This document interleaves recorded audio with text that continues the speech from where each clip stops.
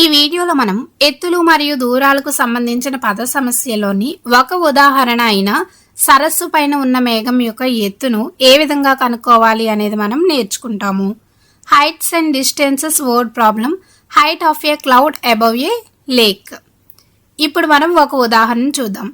సరస్సు మీద నుండి h మీటర్ల ఎత్తులో ఒక పరిశీలకుడు ఉన్నాడు. అతడు తన కంటి నుండి మేఘంను చూసే ఊర్ధ్వకోణం ఆల్ఫా మరియు సరస్సులో కనిపించే మేఘ ప్రతిబింబం బీటా నిమ్నకోణం అయిన మేఘం యొక్క ఎత్తు h into tan alpha plus tan beta by tan beta minus tan alpha అని నిరూపించమంటున్నారు.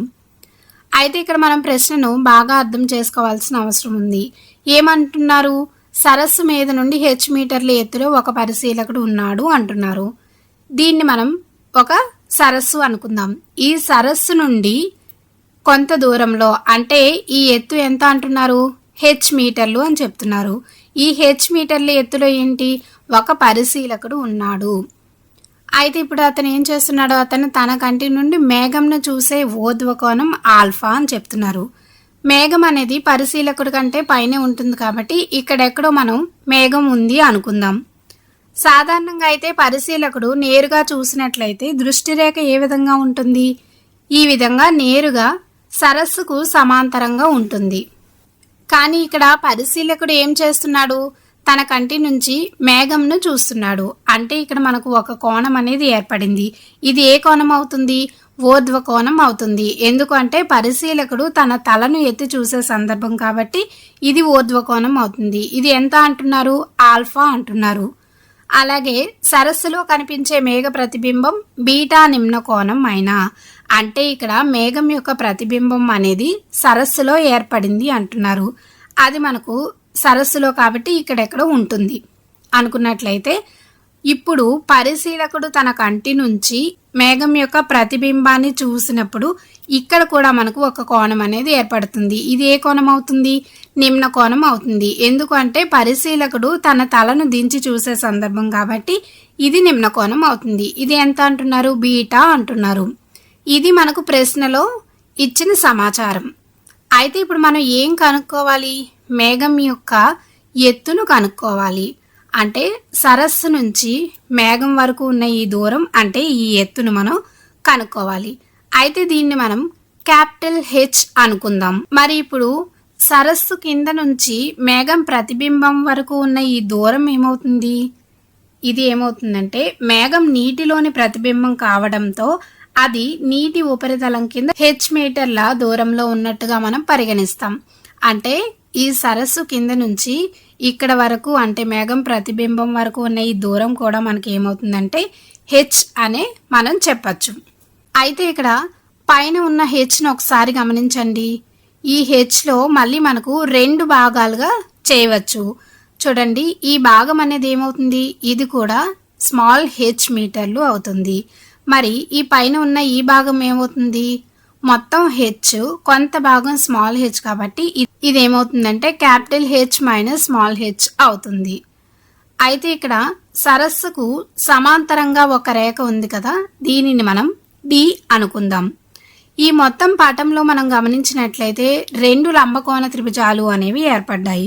ఒక లంబకోణం ఇక్కడ, మరొక లంబకోణం అనేది ఇక్కడ ఏర్పడింది.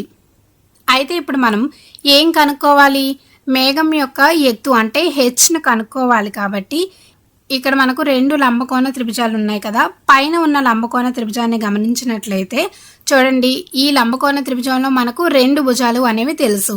ఒకటి capital H minus small h, మరొకటి D. మరి కోణం ఆల్ఫా ప్రకారం తీసుకున్నట్లయితే capital H minus small h ఏ భుజము అవుతుంది? ఎదుటి భుజము అవుతుంది. మరి D ఏమవుతుంది? ఆసన్న భుజము అవుతుంది. మరి ఎదుటి భుజానికి మరియు ఆసన్న భుజానికి సంబంధం ఉన్న త్రికోణమితి నిష్పత్తి ఏమిటి? tan. కాబట్టి tan ఆల్ఫా ఏమవుతుంది? ఎదుటి భుజము బై ఆసన్న భుజము కాబట్టి capital H minus small h by D అవుతుంది. ఇప్పుడు కిందన ఉన్న లంబకోణ త్రిభుజాన్ని ఒకసారి చూడండి. దీంట్లో కూడా మనకు రెండు భుజాలు, ఒక కోణము తెలుసు. ఒక భుజము D. అలాగే కోణం బీటా పరంగా చూసుకున్నట్లయితే మనకు ఎదుటి భుజం ఏమవుతుంది?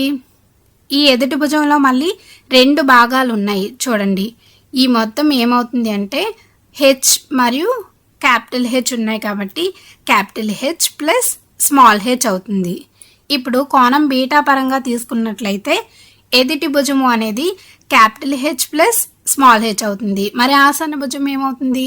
స్మాల్ డి అవుతుంది. కాబట్టి tan beta is equals to capital H plus small h by డిగా రాసుకోవచ్చు. అయితే మనకు ప్రశ్నలో ఏమని నిరూపించమన్నారు? Small h into tan alpha plus tan beta by tan beta minus tan alpha అని నిరూపించమన్నారు. దీంట్లో మనకు డి అనేది ఎక్కడా కనిపించడం లేదు. కాబట్టి మనం ఈ రెండు సమీకరణాల నుంచి డిని ఏమని రాసుకోవచ్చు? మొదటి సమీకరణం నుంచి డిను మనం capital H minus small h by tan alpha అని రాసుకోవచ్చు. రెండవ దాని నుంచి ఏమని రాసుకోవచ్చు? Capital H plus small h by tan బీటాగా రాసుకోవచ్చు. ఈ రెండు డీనే కాబట్టి ఈ రెండింటిని మనం సమానం చేసుకోవచ్చు. అయితే ఇప్పుడు మనం దీని నుండి క్యాపిటల్ హెచ్ను కనుక్కోవాలి. మరి ఏ విధంగా కనుక్కోవచ్చు అంటే వీటిని మనం అడ్డ గుణకారం చేసామనుకోండి. అప్పుడు ఏమవుతుంది? tan బీటాతో మనము క్యాపిటల్ హెచ్ మైనస్ స్మాల్ హెచ్ను గుణిస్తాము. tan ఆల్ఫాతో క్యాపిటల్ హెచ్ ప్లస్ స్మాల్ హెచ్ను గుణించాలి. అప్పుడు ఏమవుతుంది? Capital H into tan beta minus small h into tan beta is equals to capital H into tan alpha plus small h into tan alpha అవుతుంది. ఇప్పుడు మనం క్యాపిటల్ హెచ్ ఉన్న పదాలన్నీ ఒకవైపు, స్మాల్ హెచ్ ఉన్న పదాలన్నీ ఒకవైపు తీసుకొని వచ్చినట్లయితే capital H tan beta minus capital H tan alpha అవుతుంది. Is equals to small h tan alpha plus small h tan బీటాగా వస్తుంది. దీంట్లోంచి ఇప్పుడు మనం క్యాపిటల్ హెచ్ను కామన్గా తీసామనుకోండి. అప్పుడు ఏమవుతుంది? tan beta minus tan alpha is equals to దీంట్లోంచి మళ్ళీ మనం స్మాల్ హెచ్ను కామన్గా తీయవచ్చు. అప్పుడు small h into tan alpha plus tan బీటాగా వస్తుంది. దీంట్లోంచి ఇప్పుడు మనం క్యాపిటల్ హెచ్ని ఏమని రాసుకోవచ్చు? Capital H is equals to small h into tan alpha plus tan beta by tan beta minus tan ఆల్ఫాగా రాసుకోవచ్చు. ఇదే మనకు నిరూపించమని అడిగారు. ఏమవుతుంది? ఇది మేఘం యొక్క ఎత్తు. అయితే ఇక్కడ మనకు ప్రశ్నలు దీనిని నిరూపించమన్నారు కాబట్టి ఇక్కడ వరకు అయితే చేస్తే సరిపోతుంది. కానీ ఈ సమీకరణాన్ని ఒకసారి గమనించినట్లయితే ఇది అన్ని వేళలా సత్యమే అవుతుందా అంటే ఈ సమీకరణంలో హారంలో ఎప్పుడు 0 రావచ్చు అంటే tan బీటా అనేది tan ఆల్ఫాకు అంటే ఈ రెండు కూడా సమానం అయ్యాయి అనుకోండి. అప్పుడు మనకు హారంలో 0 వచ్చే అవకాశం ఉంటుంది. మరి ఈ రెండు ఎప్పుడు సమానం అవుతాయి? కోణం ఆల్ఫా మరియు కోణం బీటా రెండు సమానం అయ్యాయంటే అప్పుడు ఈ రెండు కూడా సమానం అవుతాయి. మరి కోణం ఆల్ఫా మరియు కోణం బీటా ఏ సందర్భంలో సమానం అవుతాయి అంటే ఇక్కడ మనకు హెచ్ మీటర్లు ఉంది కదా ఎత్తు. ఈ ఎత్తు అనేది 0 అయింది అనుకోండి. అప్పుడు మనకు కోణం ఆల్ఫా మరియు కోణం బీటా అనేది రెండు కూడా సమానం అవుతాయి. అప్పుడు మాత్రమే ఈ సమీకరణం మనకు సత్యం అవ్వదు. ఇక్కడ హెచ్ అనేది ధన సంఖ్యగా ఉన్నంత వరకు అయితే ఈ సమీకరణం అనేది సత్యం అవుతుంది అని మనం చెప్పచ్చు.